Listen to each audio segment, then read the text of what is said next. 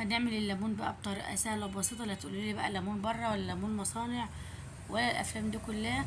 انا هنا معايا، هاتي كميه الليمون اللي انت عايزاها، دول 4 كيلو. طبعا انا بشيل منه اي حاجه وحشه، وبعد كده ببتدي ان انا اغسله واحطه في ميه واحطه على النار كده قايم يغلي معايا اهو، علشان خاطر ان هو ايه، هديله بس غلوتين 2 بس، وبعد كده بنزله من على النار. انا اقول لك على حاجه بقى، انا وانا بشتري الليمون ده الراجل مرضاش يديني الليمونه الكبيره، قال لي الليمونه الصغيره احسن. الليمونه الكبيره اما بتيجي تعصريها وانت بتاكليها بعد التخليل بتنزل الميه كلها اللي فيها، لكن الليمونه الصغيره بتحطيها في بقك مره واحده.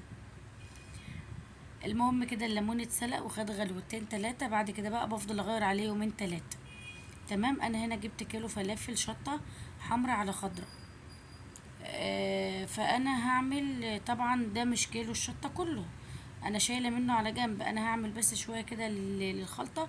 انا بحب في اي مخللات ان انا افرم شطه حمرا، بعشق ان انا افرم شطه حمرا. بحبش ايه، في ناس بتعمل محلول اللي هو عباره عن ميه وملح بس. فانا هنا عملت ضربت شطه حمرا، والشطه الخضرا دي سبتها عشان انا اما اجي اعبيه هعبي طبقه من الليمون بالشكل كده، بالشكل اللي انت شايفاه ده، واحط برضو قرنين 3 كده من الشطه، يبقى طبقه من الليمون على طبقه من الشطه اللي هي الخضرا دي، او بالعربي زي ما بنقول رق ليمون ورق شطه. تمام.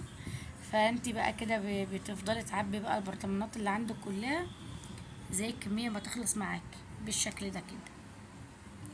نركنهم بقى، وتعالي بقى نجيب المحلول بتاعنا اللي هو عبارة عن مية. وانا هنا كيسين من الملح، كيس ابو 2 جنيه. وهنا بقى يا ستي دي الشطة اللي انا فرمتها في الكبة، دي انا فرمها في الكبة. خلاص بنزل بقى كده كلتها، وبحط بس يعني حوالي معلقتين بس من الخل، حاجة بسيطة مش بكتر. وبعد كده بقلب بقى المحلول اللي معايا ده بس من غير افتكاسات، ومن غير ما تحطي ورق لورا، ومن غير يعني ما تحطي سكر. طبعا احنا ما فيش سكر لان ده ليمون مش خيار. وبعد كده بقى باخد من المحلول اللي معايا ده وبملي البرطمانات اللي معايا لغاية ما اخلص ملو البرطمان بالشكل ده كده. خلاص الموضوع سهل وبسيط خالص، مفيش فيه اي امور يعني ولا اي حاجه. بتغطي بقى عليه وبترجيه كده عشان خاطر الفلافل اللي انت ضربها معاكي دي تنزل تحت، وتجيبي اللي تحت فوق واللي فوق تحت. لازم تعملي الخطوه دي.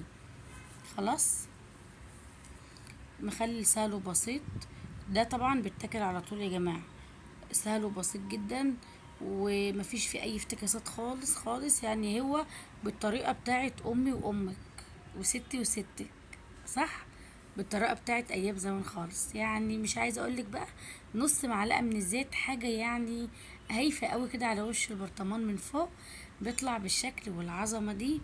اسبوع بالكتير قوي وكلي احلى مخلل ليمون. واستنوني باذن الله، انا لسه ما جبت الزيتون، ده موسم الزيتون ان شاء الله. اما اجيب الزيتون بعمله معاكم. الزيتون ليه 1000 طريقه، 1000 طريقه، بس احنا بنعمل المخللات بتاعتنا بالطريقه العاديه بتاعت الناس الطيبه بتوع زمان.